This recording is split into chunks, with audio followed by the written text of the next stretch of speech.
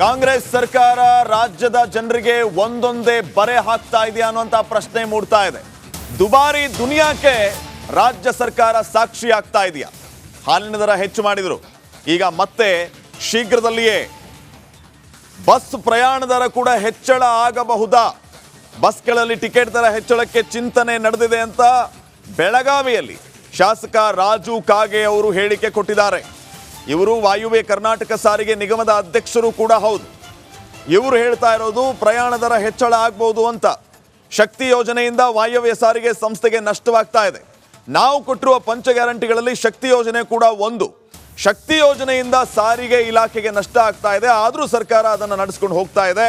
ವಾಯುವ್ಯ ಸಾರಿಗೆ ಇಲಾಖೆಗೆ ನಷ್ಟ ಆಗ್ತಾ ಇದೆ, ಹೀಗಾಗಿ ಪ್ರಯಾಣ ದರವನ್ನು ಅನಿವಾರ್ಯವಾಗಿ ಹೆಚ್ಚಳ ಮಾಡಬೇಕಾಗತ್ತೆ ಅನ್ನೋ ದಾಟಿಯಲ್ಲಿ ರಾಜು ಕಾಗೆ ಅವರು ಮಾತಾಡಿದ್ದಾರೆ. ಅವ್ರು ಏನು ಹೇಳಿದ್ದಾರೆ ಕೇಳೋಣ ಒಂದ್ಸರಿ. ಕೊಡುವ ಚಿಂತನೆಯನ್ನು ನಾವು ಮಾಡ್ತಾ ಇದ್ದೀವಿ. ಮುಂದಿನ ದಿನಗಳಲ್ಲಿ ಮತ್ತೆ ನಾವು ಎಲ್ಲ ಕಡೆ ಬಸ್ಗಳನ್ನು ತೆಗೆದುಕೊಂಡು ನಾವು ಈಗ ಒಂದು ವ್ಯವಸ್ಥೆಯನ್ನು ಮಾಡ್ತಾ ಇದ್ದೀವಿ. ಅದರಲ್ಲದೆ ನಾವು ಈಗ ಟಿಕೆಟ್ ಪ್ರಕರಣೆಯನ್ನು ಹೆಚ್ಚಿಗೆ ಮಾಡಬೇಕು ಅನ್ನೋದು. ಯಾಕಂದರೆ 10 ವರ್ಷ ಆಯ್ತು ನಾವು ಹೆಚ್ಚಿಗೆನೇ ಮಾಡಿಲ್ಲ ರೇಟ್ಗಳನ್ನು. ನಾವು ಡೀಸೆಲ, ಪೆಟ್ರೋಲು ಮತ್ತು ನಮ್ಮ ಆಯಿಲು, ಟಯರು ಎಲ್ಲ ಬಸ್ಸದ ಎಲ್ಲ ಪಾರ್ಟ್ಗಳನ್ನು ಹೆಚ್ಚಾಗಿದ್ದಾವೆ. ಆದಷ್ಟಿಂದ ಸ್ವಲ್ಪ ಟಿಕೆಟ್ ದರನೂ ಹೆಚ್ಚು ಮಾಡುವ ಚಿಂತನೆಯನ್ನು ನಾವು ಮಾಡ್ತಾ ಇದ್ದೀವಿ. ಮುಂದಿನ ದಿನಗಳಲ್ಲಿ ಮತ್ತೆ ನಾವು ಎಲ್ಲ ಕಡೆ ಬಸ್ಗಳನ್ನು ತೆಗೆದುಕೊಂಡು ನಾವು ಈಗ ಒಂದು ವ್ಯವಸ್ಥೆಯನ್ನು ಮಾಡ್ತಾ ಇದ್ದೀವಿ. ಅದರಲ್ಲದೆ ನಾವು ಈಗ ಟಿಕೆಟ್ ಪ್ರಕರಣೆಯನ್ನು ಹೆಚ್ಚಿಗೆ ಮಾಡಬೇಕು ಅನ್ನೋದು. ಯಾಕಂದರೆ 10 ವರ್ಷ ಆಯ್ತು ನಾವು ಹೆಚ್ಚಿಗೆನೇ ಮಾಡಿಲ್ಲ ರೇಟ್ಗಳನ್ನು. ನಾವು ಡೀಸೆಲ, ಪೆಟ್ರೋಲು ಮತ್ತು ನಮ್ಮ ಆಯಿಲು, ಟಯರು ಎಲ್ಲ ಬಸ್ಸದ ಎಲ್ಲ.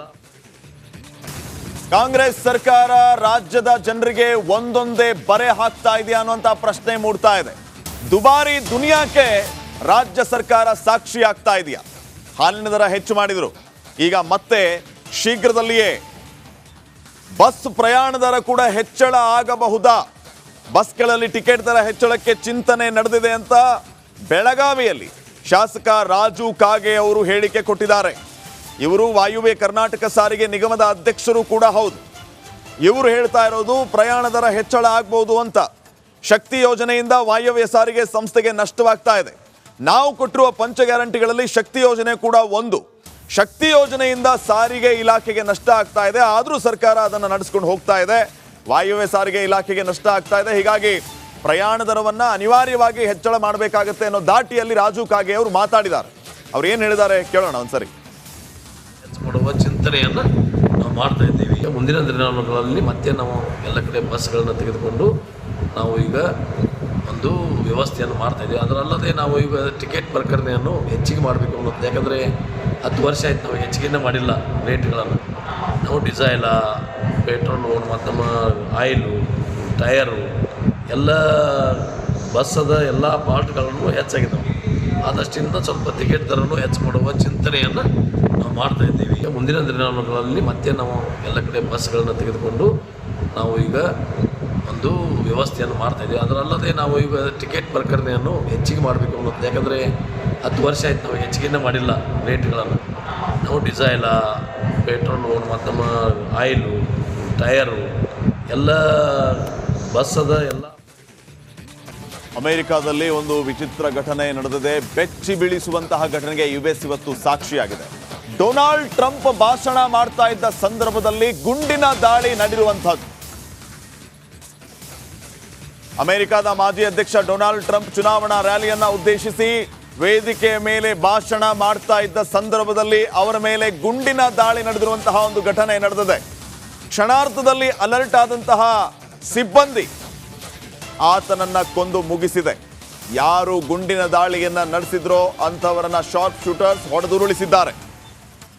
ಮಾಜಿ ಅಧ್ಯಕ್ಷ ಡೊನಾಲ್ಡ್ ಟ್ರಂಪ್ ಕಿವಿಗೆ ಈ ಸಂದರ್ಭದಲ್ಲಿ ಗಾಯಗಳಾಗಿದೆ. ಪೆನ್ಸಿಲ್ವೇನಿಯಾದಲ್ಲಿ ಚುನಾವಣಾ ರ್ಯಾಲಿಯ ಸಂದರ್ಭದಲ್ಲಿ ನಡೆದಿರುವಂತಹ ಒಂದು ಬೆಚ್ಚಿ ಬೀಳಿಸುವ ಘಟನೆ ಇದು. ನೋಡಿ, ತಾವು ದೃಶ್ಯಗಳಲ್ಲಿ ಗಮನಿಸ್ತಾ ಇದ್ದೀರಿ ಯಾವ ರೀತಿ ಆತ ಬ್ಯಾಕ್ ಟು ಬ್ಯಾಕ್ ಫೈರ್ ಮಾಡ್ತಾನೆ ಅಂತ. ಈ ರೀತಿಯ ಫೈರಿಂಗ್ನಲ್ಲಿ ಡೊನಾಲ್ಡ್ ಟ್ರಂಪ್ ಕಿವಿಗೆ ಗಾಯ ಆಗಿದೆ. ಆದರೆ ಅದೃಷ್ಟವಶಾತ್ ಪ್ರಾಣಾಪಾಯದಿಂದ ಡೊನಾಲ್ಡ್ ಟ್ರಂಪ್ ಪಾರಾಗಿದ್ದಾರೆ, ಯಾವುದೇ ರೀತಿಯ ಸಮಸ್ಯೆ ಆಗಿಲ್ಲ. ಆದರೆ ಈ ರೀತಿಯ ಫೈರ್ ಮಾಡ್ತಾ ಇದ್ದಂತೆ ಅಲ್ಲಿ ಭದ್ರತಾ ಸಿಬ್ಬಂದಿ ಅಲರ್ಟ್ ಆಗಿ ಈ ರೀತಿ ಗುಂಡಿನ ದಾಳಿ ನಡೆಸ್ತಾ ಇದ್ದ ಆ ಆಗಂತುಕನನ್ನ ಹೊಡೆದುರುಳಿಸಿದ್ದಾರೆ, ಕೊಂದಿದ್ದಾರೆ. ದಾಳಿಯನ್ನ ಅಮೆರಿಕ ಅಧ್ಯಕ್ಷ ಜೋ ಬೈಡನ್ ಖಂಡಿಸಿದ್ದಾರೆ. ಈ ರೀತಿ ಡೊನಾಲ್ಡ್ ಟ್ರಂಪ್ ಮೇಲೆ ಆಗಿರುವಂತಹ ಈ ದಾಳಿಯನ್ನ ಅವರು ಖಂಡಿಸಿದ್ದಾರೆ. ಸಿಬ್ಬಂದಿಯ ಪ್ರತಿದಾಳಿಗೆ ಆಗುಂತಕ ಬಲಿಯಾಗಿರೋದು, ಗುಂಡಿನ ದಾಳಿ ಮಾಡಿದವನನ್ನ ಸಿಬ್ಬಂದಿ ಹೊಡೆದುರುಳಿಸಿದ್ದಾರೆ. ಅಮೆರಿಕದ ಪೆನ್ಸಿಲ್ವೇನಿಯಾದಲ್ಲಿ ನಡೆದಿರುವಂತಹ ಒಂದು ಘಟನೆ ಇದು. ಚುನಾವಣಾ ರ್ಯಾಲಿ ಇರುತ್ತೆ, ಸ್ಟೇಜ್ ಮೇಲೆ ಬಂದು ಡೊನಾಲ್ಡ್ ಟ್ರಂಪ್ ಮಾತಾಡ್ತಾ ಇದ್ದಂಗೆ ಒಬ್ಬ ಆಗಂತುಕ ಬ್ಯಾಕ್ ಟು ಬ್ಯಾಕ್ ಫೈರ್ ಮಾಡ್ತಾನೆ.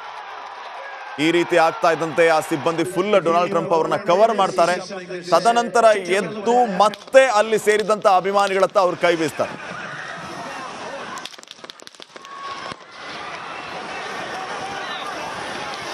If you want to really see something that's said, take a look what happened.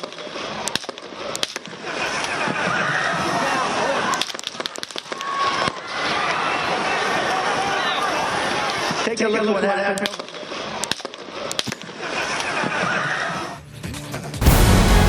ನಮಸ್ಕಾರ, ಕರ್ನಾಟಕ ಪ್ರೈಮ್ ಟೈಮ್ಗೆ ಸ್ವಾಗತ. ನಾನು ಜಯಪ್ರಕಾಶ್ ಶೆಟ್ಟಿ. ಇಡೀ ಕರ್ನಾಡು ಇವತ್ತು ರೆಬೆಲ್ ಆಗಿ ನಿಂತಿದೆ.